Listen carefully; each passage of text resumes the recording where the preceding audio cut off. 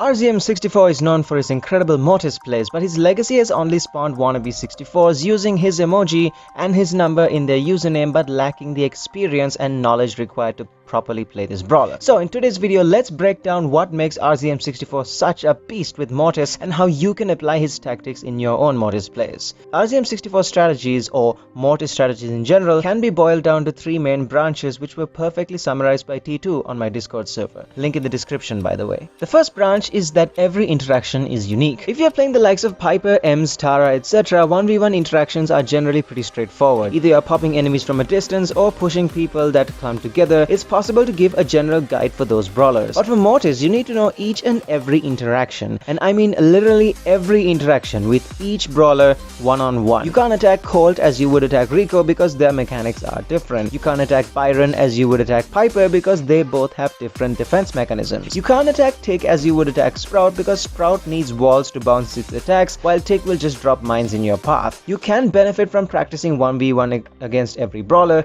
preferably with a human player since bots don't have the intelligence of an actual player. If you watch RZM64's Mortis plays, you'll know that he attacks each brawler in different ways. With Frank, he predicts where the next attack will land and dashes in the opposite direction before the attack hits him. With hard counters like Bull or Jackie, he either never engages them or does so only if he has a super ready. With throwers, he always uses his dashes to put them off guard by dashing around unpredictably. It's also not advised to dash head-on into HRF brawlers like Colt and Lola or even Lou. If you're gonna dash to dodge, dash to the sides and never directly at the brawler or directly away from the brawler. But overall, it is preferable if you avoid long distance encounters altogether. The second branch is knowing Mortis' role in the game. Because Mortis has such unique mechanics, his application for each mode becomes vastly different. Some modes work better for Mortis than other modes do. For example, Mortis is not the best pick in goal-oriented modes like Brawl Ball and Heist.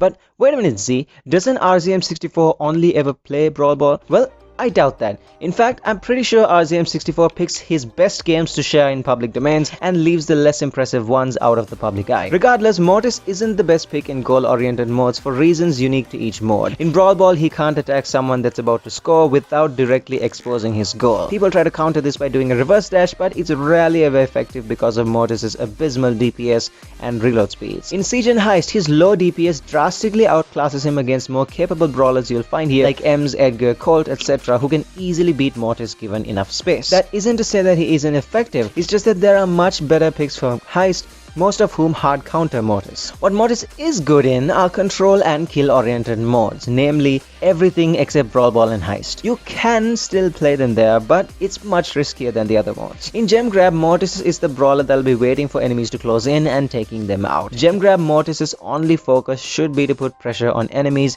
and keep them away from the mine. Two warnings: never attack every enemy you see, which I'll be explaining later on in the video, and never collect gems unless you absolutely have to. For example, when the enemy countdown starts and no one's around to stop it. In Siege, use Mortis' dash to quickly pick up bolts and deter enemies from coming close. Between sieges, your main goal as Mortis should be to stay alive and collect bolts. You can even use Survival Shovel to make quick in and out save. When a siege begins, pick off anyone defending the Ike. If the enemy won the siege, then attack enemy brawlers that can cause the most damage to your Ike. Do not engage the bot ever. But maybe you want to play Brawl Ball like RZM64 or Heist. If it's Heist you're playing, focus on the enemies. Pick them off bit by bit. Mortis is going to do next to no damage on the safe health. His reload speed makes him even more useless on the safe than Jesse or Nita. So if you're playing Mortis on Heist, which I absolutely do not recommend you do, then focus more on killing enemies, especially the ones with high DPS. If you want to play a Brawl Ball, playing Mortis becomes a waiting game where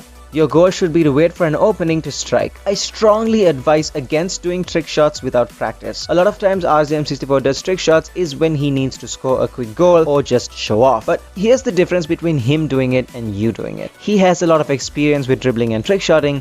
You probably do not. So if there's an open goal, either walk it in or kick it in. There's absolutely no reason to risk doing anything fancy if you want to push trophies. But if you really want to score goals in a complicated way, practice your trick shots in friendly lobbies. Because if you mess up a trick shot in a trophy game, you're gonna feel bad or angry and you may even be throwing the game. This not only means that you're losing trophies, but it also means your teammates are losing trophies as well, and that would make you the bad random. But what about kill-oriented game modes? How do you play Mortis there? Well, That brings us to the third branch of Mortis play that makes RZM64 so good, and that is knowing how to attack. By the way guys, I really want RZM64 to see this video and leave his thoughts about it, so do hit that like button so that more people will see this video. I already mentioned how RZM64 knows every interaction and how to approach each brawler in the game, but knowing interactions is rarely enough. In order to use Mortis effectively, you need to know how to attack. There are several ways to attack as Mortis. First is the stack. Look for opportunities for when enemies stack. This will allow you to chain supers easily. When you're attacking a stack, make sure to use the super the second you charge it up, and make sure to hit more than one enemy when using the super. Do not use the super on single enemies. Using Mortis' super on a single enemy is a waste since it provides very little value. There are some instances where you can use the super on a single enemy. You can use the super on a single enemy in situations where you will lose the game if you don't. Pinching is another tactic RZM64 uses a lot.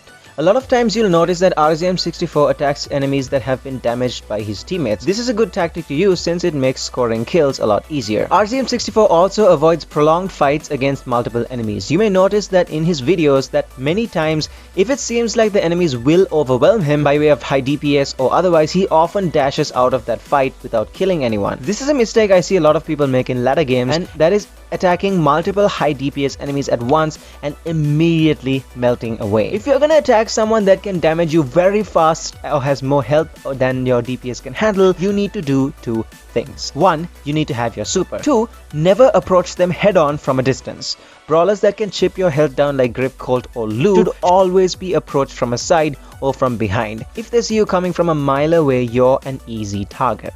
RZM64 may flee those fights, but he's slowly charging up his super in the process, which is another important Mortis tactic. Charge up your super as quickly as you can. This can be done either by dashing at an enemy and immediately dashing away, or it can be done by attacking a stack.